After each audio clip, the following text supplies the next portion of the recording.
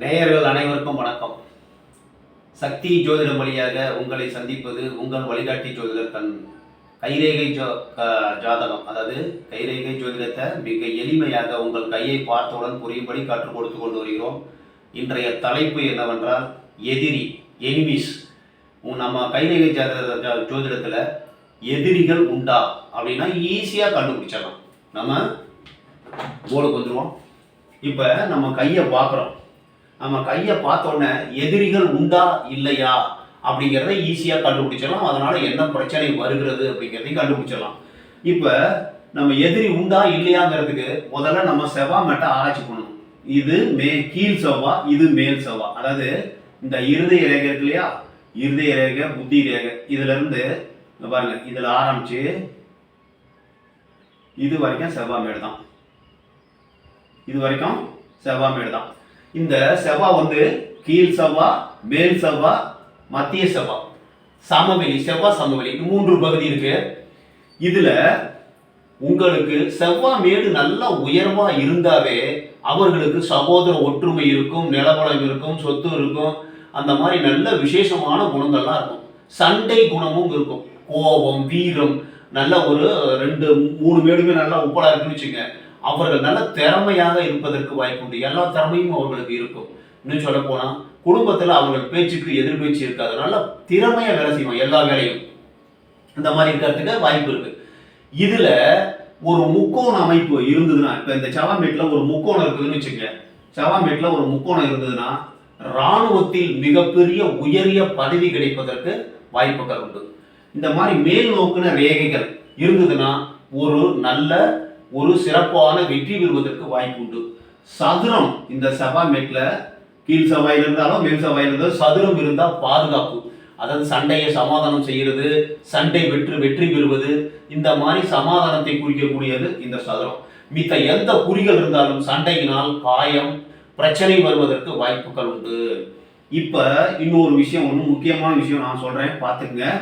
இப்ப மேல் செவ்வாயிலிருந்து இப்படி வந்தாலும் சரி, கீழ் செவ்வாயிலிருந்து வந்தாலும் சரி, அவர்களுக்கு ஆபத்து காத்திருக்கிறது. இங்க பாருங்க, இப்ப எடுத்துக்காட்டுக்கு இது செவ்வாய், கீழ் செவ்வாய், இதுல இருந்து நேரம் இப்படி போய் இப்படி போகுதுன்னு வச்சுங்க. அப்ப இந்த வயதை கணக்கணும். அந்த வயதில் உங்களுக்கு ஒரு எதிரியால் உடல்நலம் பாதிக்கப்படுகிறது. ஆயுள் ரேகை வெட்டுது இல்லையா, உடல்நலம் பாதிக்கப்படுகிறது. விதி ரேகையை வெட்டினா பொருளாதாரம் பாதிக்கப்படுகிறது. அதே மாதிரி இந்த சூரிய ரேகையை வெட்டினாக்க புகழ் பாதிக்கப்படுகிறது. புத்தி ரேகையை வெட்டும் போது மனம் பாதிக்கப்படுகிறது. இந்த மாதிரி ரேகை வரும்போது இங்கேயும் பார்க்கணும். அதாவது தாரத்தினால் எதாவது பிரச்சனை வருதா, பெண்களால் பிரச்சனை வருதான்னா இங்கே பார்த்தோம்னா கண்டுபிடிச்சிடலாம். இங்க 2-3 ரேகை இருந்து அது வந்ததுன்னா ஒன்றும் பெண்களால் பிரச்சனை வரணும், சரிங்களா? இல்லைன்னா யாராவது ஒருத்தங்க நம்ம வேலை செஞ்சுக்கிட்டு இருக்கோம்னு வச்சுங்க, வேலை எதிரிகள் யாராவது நம்ம மேல பொறாமப்பட்டு ஒரு இன்க்ரிமெண்ட் ஒரு இதில் ஏதாவது நல்லா ஸ்ட்ரைட் ஃபார்வர்டாக இருப்பாங்க, அவங்க மேலே பொய் கேஸ் கொடுத்துருவாங்க. அதனால கோர்ட்டு கேஸு, போலீஸ் ஸ்டேஷன் இந்த மாதிரி அமைவதற்கு வாய்ப்புகள் உண்டு. அதுக்கப்புறம் அதில் நான் கெடுதல் செய்யலை, நல்லது தான் செஞ்சுருக்கேன் அப்படின்னு சொல்லி நிரூபித்து அதுலேருந்து வெளியில் வர்றதுக்கு வாய்ப்புகள் இருக்குது, சரிங்களா? இந்த செவ்வாயிலிருந்து, அதாவது மேல் செவ்வாய் இல்லையா, மேல் செவ்வாயிலிருந்து இப்படி வந்தாலும் சரி, இந்த கீழ் செவ்வாயிலிருந்து வந்தாலும் எதிரிகள் உண்டு, எதிரிகளால் உங்களுக்கு பிரச்சனை உண்டு அப்படிங்கிறத நீங்கள் தெரிஞ்சுக்கணும், சரிங்களா? அது பெண்களால் பிரச்சனையா இல்ல ஆண்களால் பிரச்சனையா அப்படின்னு நம்ம கண்டுபிடிக்கணும்.